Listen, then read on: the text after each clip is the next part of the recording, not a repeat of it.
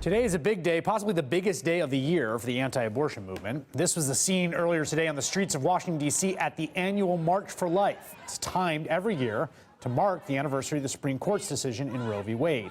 And it was supposed to be a triumphant moment for the movement, a day to proudly display their cozy relationship with the new Republican House leadership. In fact, as they marched, Republicans had planned to pass what is essentially a federal post-20-week abortion ban. It was supposed to pass without a hitch, just like it did in the last Congress.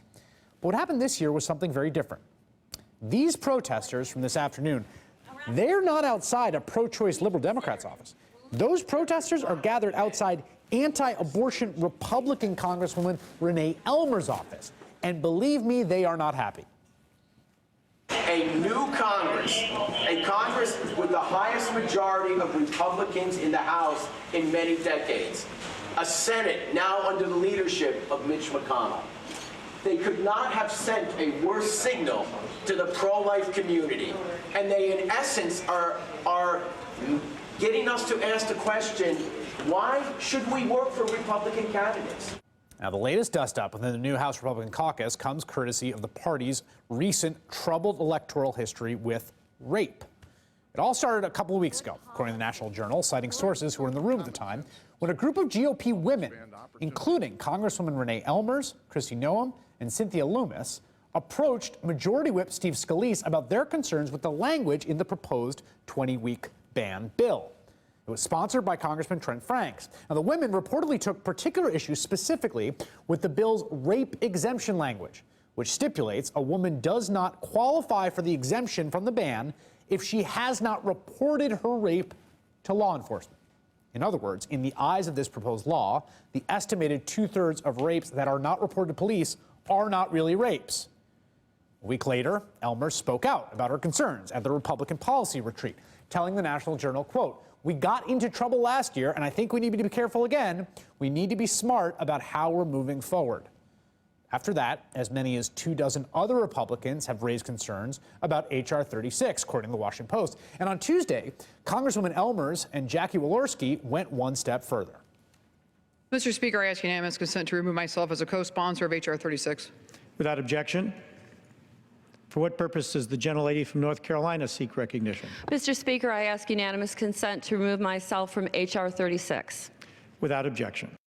Even after two women removed themselves as co-sponsors, House leadership remained committed to the bill as drafted.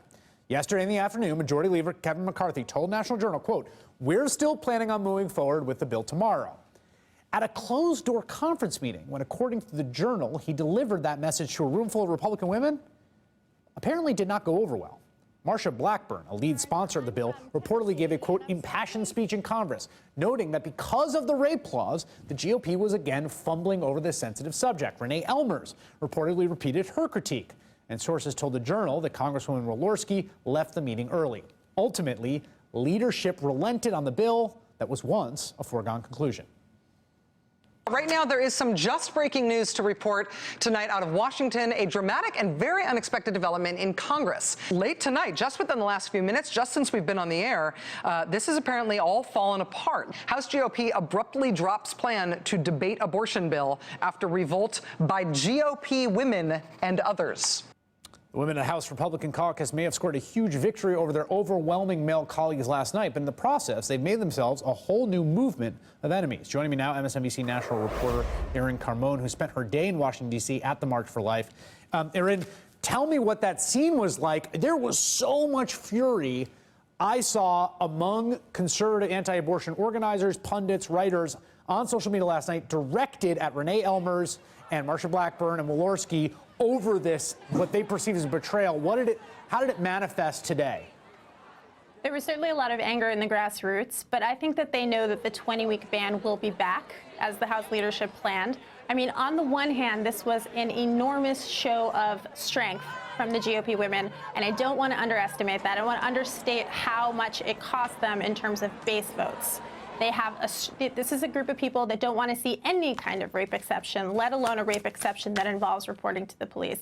And by the way, that rape exception reporting to the police is noxious. One activist told me today that the reason you have to have it in is, she said, get perpetrators off the streets and some women lie about rape. So that's really what's at stake here. That said, the vast thrust of the 20-week ban will remain in place. These women have said that they will vote for it. This was not a strong show of solidarity for fellow women beyond the specific optics of rape. So while, yes, it's going to cost them with the base, and the people that I talked to today were furious, I think they know that ultimately that they're going to deliver, and that this bill is their preferred vehicle.